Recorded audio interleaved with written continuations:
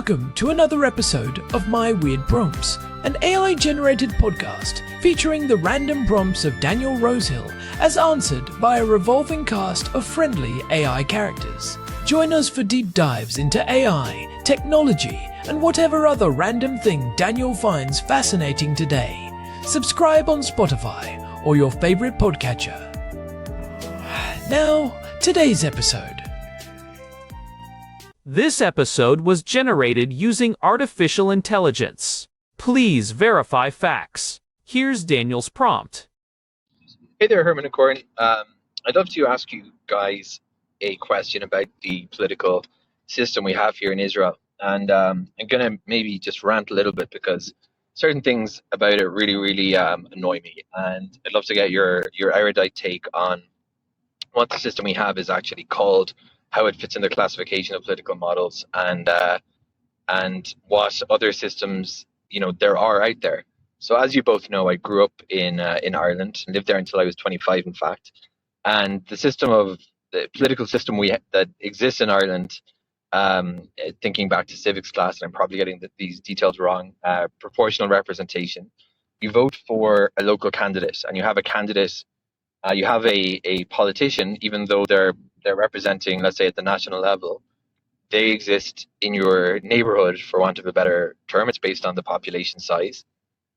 So some cities might have a number of representatives, while sparsely populated rural areas might have less per area. And it kind of creates one good thing about the system, which is that you have someone who technically has your back. There is a person who is your politician. The downside of that is that you can have cronyism and small time political issues like potholes are famously laughed at, politicians fixing potholes in exchange for votes and stuff like that. But there's, I think, a really big disadvantage to the other side of that, which is kind of what we have in Israel, where you have political lists. And my long-standing frustration and contention with Israeli politics is that we're perennially distracted either by the constant threat of war or by issues like the corruption allegations facing Netanyahu, which I will interject my opinion are kind of ridiculous, not just on the face of them, but also because we have much bigger issues like the exorbitant cost of living here in Israel, the unaffordable price of property, the rate of poverty, the social gaps, and all these issues always seem to get just kind of fenced off to the side. I think the idea that if you asked an Israeli politician that they would be responsible for fixing a road in your part of Jerusalem or Tel Aviv, they would just laugh in your face. There's no concept of local ownership, and it creates a vacuum that when you're dealing with municipalities, what I'm trying to say is that my criticism of the system is that when everyone looks at the big picture, it's kind of, I don't relate to that as a person, as a taxpayer. I want the country to be safe. I don't want Iranian missiles falling down on me, but I also want to have a viable economy in my city in Jerusalem. So I don't think that either model is actually the best, but that is the model as we have it currently in Israel. We also have a massive preponderance of political parties, breakaway parties. It is comical almost that there's so many of them. There's splinters and splinters of splinters, but they all break mostly along ideological grounds. And again, we see that it seems to evade the attention of most. I think it's more that there isn't even a concept embedded in the political system that the job of politicians is to represent the electorate, not to kind of think just among themselves what's the best way to run the country. So those are my frustrations, my grievances, Herman and Corin. How did Israel get to the political system we have today? Has it always been this way? And what do you suggest that I might consider educating myself about when I try to look for models of ways that we could have a better and more vibrant form of democracy that felt less that citizens were being boxed out of the political process itself? Hey there, welcome to My Weird Prompts. I am Corn, and I am sitting here in our living room in Jerusalem with my brother Herman. Herman Poppleberry at your service. It is a bit of a rainy day outside here in the Holy City, which is the perfect weather for diving into some deep political theory. It really is, and we have a great jumping off point today. Our housemate Daniel sent us an audio prompt earlier. He has been thinking a lot about the differences between the political system here in Israel versus what he grew up with in Ireland. He is feeling a bit frustrated with the lack of local accountability here, and he wants to know how we ended up with this system and what else is out there. I love this topic because it hits on something we feel every single day living here. It is one of those things that feels like a permanent law of nature when you are in it, but when you step back and look at the history, you realize it was a very specific choice made at a very specific time for very specific reasons. Right, and for our listeners who might not be as familiar with the nuances, Israel uses a system called nationwide proportional representation with a closed list. Basically, when you go to vote, you do not vote for a person. You vote for a party. The entire country is treated as one single electoral district with 120 seats in the Knesset. Exactly. And if a party gets 10% of the national vote, they get 12 seats. Those seats are filled by people on a preset list that the party decided on before the election. So if you are number 13 on that list and your party only gets 12 seats, you are out of luck. Daniel mentioned that in Ireland they have a very different vibe. They use something called the single transferable vote in multi-member constituencies. It sounds complex, but the result is that you know exactly who your representative is. You can go to their office and complain about a pothole or the cost of living in your specific neighborhood. Here, if I have a problem with the trash collection in Jerusalem, there is no member of the Knesset who is specifically responsible for my street. That is the core of the disconnect Daniel is talking about. In political science, we call this the trade-off between representativeness and accountability. Israel's system is incredibly representative of the national ideological landscape, but it is almost entirely devoid of geographic accountability. So let us get into the history. How did we get here? Was there a moment where someone said, let us make sure no one ever knows who their local representative is? It actually goes back way before 1948. The system was inherited from the institutions of the Zionist movement during the British Mandate period. They had something called the Assembly of Representatives, or the Asfat HaNivcharim. At the time, the Jewish community, the Yishuv, was a collection of very different ideological groups. You had socialist laborers, religious factions, revisionist Zionists, and more. And they were all spread out, right? It was not like they had clearly defined borders for their communities. Precisely. They were scattered across the land, often in small pockets. If they had used a regional system back then, small but important ideological groups might have been completely shut out of the process. The goal was to keep everyone inside the tent. They wanted every faction to feel like they had a stake in the proto-state, so they used a system where every single vote counted toward a national total. So it was about unity through ideological diversity. Yes. And when the state was actually founded in 1948, they were in the middle of a war for independence. They needed to set up a government fast. They basically said, look, the system we used for the Zionist Congress and the Assembly of Representatives worked well enough to keep us together so far. Let us just keep using it for the first Constituent Assembly. And as we know in politics, there is nothing more permanent than a temporary solution. You nailed it. That first assembly was supposed to write a constitution and then maybe change the system, but they could never agree on a constitution. So the temporary system became the permanent one. And because the parties that were already in power benefited from the system, they had very little incentive to change it to something that might make their individual members more vulnerable to local voters. It is fascinating because it creates this weird incentive structure. If you are a member of the Knesset, your boss is not the voter in Jerusalem. Your boss is the person who decides your place on the party list. Right. In many parties, that means the party leader or a small committee of party elders. If you want to keep your job, you do not spend your time walking the streets of your neighborhood asking about the cost of groceries. You spend your time making sure the party leader is happy with you.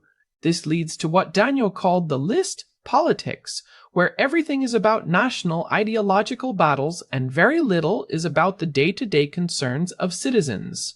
It also explains why we see so much fragmentation. Every time a politician gets into a fight with their party leader, they just go off and start their own list. Since you only need to cross a certain threshold to get into the Knesset, it is actually viable to just start a new party every election cycle. The threshold is a big part of this. For a long time, it was very low, only 1%. Then it went to 1.5, then 2, and now it is at 3.25%. Even at 3.25%, it is low enough that we often see 10 or more parties in the Knesset. This leads to the perpetual coalition crisis that Israel is famous for. You can never have a one-party government, you always need a patchwork of 4, 5, or 6 parties that 61 serrate major purpagatori. And that is where the leverage comes in. A tiny party with only 4 seats can suddenly become the kingmaker. They can demand huge concessions or specific budgets for their narrow interests in exchange for joining the coalition. And that is exactly why the social gaps and the cost of living issues Daniel mentioned get pushed to the side. The big national parties are so busy horse trading with the small niche parties to stay in power that they do not have the political capital or the long-term stability to tackle major structural economic problems. It feels like the system is designed for a country that is constantly in an emergency state. It is great for deciding on war and peace or big ideological shifts, but it is terrible for building a functioning civil society at the local level. That is a very astute way to put it. It is a system for a movement, not necessarily for a mature state. But before we dive into the alternative models and what a more vibrant democracy might look like, let us take a quick break for our sponsors. Good idea. We will be right back. Are you tired of the linear flow of time? Do you wish you could just take back that embarrassing thing you said a tractor by Paradox Industries? This handheld device uses proprietary subatomic vibration technology to gently nudge your personal timeline 6 seconds into the past. Did you spill coffee on your white shirt? Click. No, you didn't. Did you accidentally reply all to a sensitive email? Click. It never happened. Please note that Paradox Industry is tracking rails or canals that. Thanks, Larry. I think I could have used one of those yesterday when I dropped my phone in the hummus.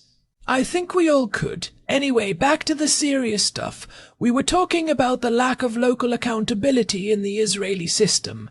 Daniel was asking about other models and how we might move toward a more vibrant democracy. Right, so if we look at Daniel's home country, Ireland, they use the single transferable vote.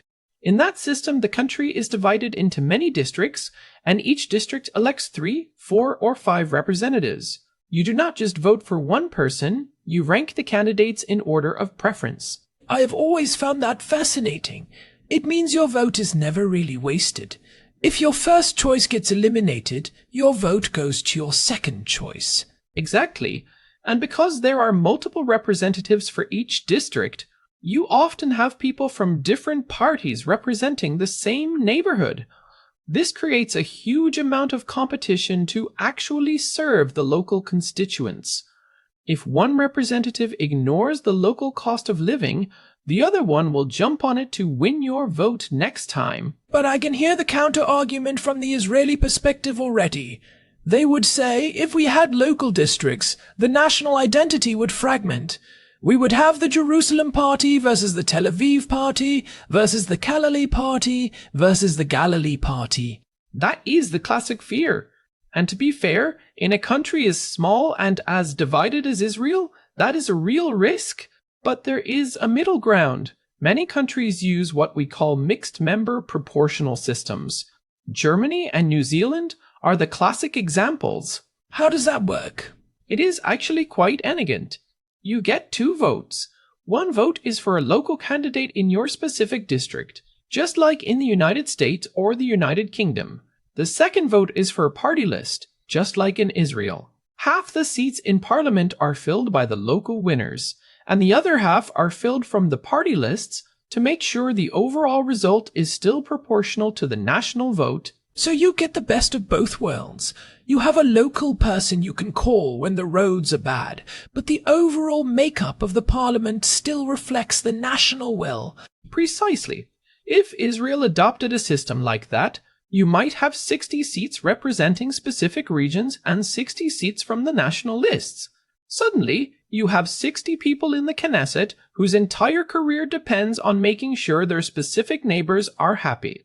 That changes the conversation from purely ideological battles to practical governance very quickly. It also might break the power of the party leaders a little bit. If you are a popular local representative, you have your own power base. You do not have to beg the party leader for a spot on the list because you can win your seat on your merit in your district. That is one of the biggest benefits. It encourages more independent-minded politicians. Now, Daniel also asked about resources for learning about a more vibrant democracy. If you want to see what this looks like in practice, I highly recommend looking into the work of Arend Leifart. He is a famous political scientist who wrote a book called Patterns of Democracy. I remember you mentioning him before. He compares 36 different democracies. Yes, he distinguishes between majoritarian systems like the United Kingdom, where the winner takes all, and consensus systems like Switzerland or parts of Scandinavia.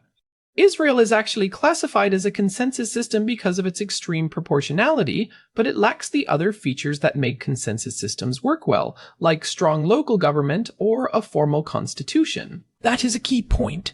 It is not just the voting system. It is the whole structure. In many vibrant democracies, the national government does not do everything. Local municipalities have a lot more power and their own budgets. Exactly. In Israel, the central government is incredibly powerful. The Ministry of Finance and the Ministry of Interior hold the purse strings for almost everything that happens in our cities. If a city wants to build a new park or change a bus route, they often have to get permission from a bureaucrat in a national ministry who has never even visited that neighborhood. So even if we changed the Knesset voting system, we would still need to decentralize power to make people feel more involved. Absolutely. There's a concept called subsidiarity. It is the idea that decisions should be made at the most local level possible. If a problem can be solved by a neighborhood council, it should be. If not, then the city. Only the big stuff should go to the national government. In Israel, we have the opposite. Everything is centralized, which naturally makes people feel like their voice doesn't matter because the decision makers are so far away. This connects back to what Daniel was saying about the social gaps. When power is centralized, it tends to flow toward the groups that are best at lobbying the central government, not necessarily the groups that have the greatest need. Right. And in the Israeli system, the groups that are best at lobbying are often the small, highly organized niche parties that hold the balance of power in the coalition. They can secure billions for their specific schools or institutions, while the general public suffers from a lack of investment in public transport or affordable housing. So, if we are looking for a more vibrant democracy, we are looking for three things. 1. Some form of geographic representation so politicians are accountable to specific people. 2. Decentralization of power so local communities can actually solve their own problems. And 3. A clearer set of rules, like a constitution, to prevent the constant horse trading from undermining the long-term good of the country. That is a perfect summary, and for anyone who wants to dive deeper into how this could actually work in Israel, there is a great organization called the Israel Democracy Institute. They've been proposing various reforms for decades. They have some very detailed plans for moving toward a semi-regional system that would keep the proportionality but add that local accountability Daniel is looking for. I think it is also important to mention that a vibrant democracy is not just about the rules, it is about the culture. If people feel disconnected, they stop participating, and when they stop participating, the system becomes even more susceptible to capture by narrow interests. That is the tragedy of it. The frustration Daniel feels is actually the first step toward change. When people realize that the system is not serving them, they start looking for alternatives. We have seen movements in the past, like the social protests in 2011, where hundreds of thousands of Israelis took to the streets to talk about the cost of living. The problem was that those protests didn't lead to structural political reform. They were absorbed by the existing list paste. It is like the system has a built-in immune response to change. It really does, but we are seeing more and more discussion about this now. Especially in the last few years, the realization that the current model might be reaching its breaking point is becoming more widespread. I wonder what it would take to actually push a reform through. It feels like a catch-22. You need the politicians who are currently in power to vote to change the system that put them there. Historically, that usually only happens during a major national crisis or when there is an overwhelming public demand that the parties can no longer ignore. In New Zealand, they changed their system in the 1990s because people were so fed up with the existing parties that they voted in a referendum to completely overhaul how they elected their parliament. So there is hope. It has been done before. It definitely has. And I think the more people like Daniel ask these questions and compare our system to others, the more the pressure for change grows. We should not accept the current state of affairs as inevitable just because it is how things have been since 1948. Well, I feel like I have a much better handle on why our neighborhood doesn't have a specific representative in the Knesset now. It is a legacy of a 19th century movement adapted for a mid-20th century emergency, still running in 26. That is exactly it. It is a vintage system that is struggling to handle the complexities of a modern diverse society. Before we wrap up, I want to reiterate that if you are enjoying these deep dives, please do leave us a review on your podcast app or on Spotify. It really does help the show grow and helps other curious people find us. And if you have your own weird prompts or questions about how the world works, head over to myweirdprompts.com and send them our way. We love digging into this stuff. This has been My Weird Prompts. A big thanks to Daniel for the prompt today. It definitely gave us a lot to chew on. It really did. I'm going to go read more about the single transferable vote now. I find those transfer algorithms fascinating. Of course you do, Herman. Of course you do. All right, everyone. Thanks for listening. We will see you next week. Until next time. This has been My Weird Prompts. You can find us on Spotify and at our website, myweirdprompts.com. Goodbye, everyone. Take care. And remember, if you see a pothole, don't call your member of Knesset. They probably don't know where you live. Sadly true. Bye for now. Bye. One last thing, just to really drive home the point for Daniel. If you look at the Irish system again, the reason it feels so vibrant is that the politicians are constantly terrified of their neighbours. In Israel, the politicians are only terrified of their primary voters or their party leader. That shift in who you are afraid of changes everything about how you behave in office. That is a great final point. Fear is a powerful motivator in politics. We just need to make sure the fear is directed toward the general public's needs rather than internal party dynamics. Exactly. All right, now we are really done. For real this time. See you later. Goodbye. This episode was generated using Gemini Flash 3. Text-to-speech engine was Chatterbox Turbo. Thanks for listening to another episode of My Weird Prompts, an AI-generated podcast featuring Daniel Rosehill's AI prompts, as answered by a revolving cast of friendly AI characters including me, Cornelius the Sloth. Subscribe on Spotify or visit myweirdprompts.com.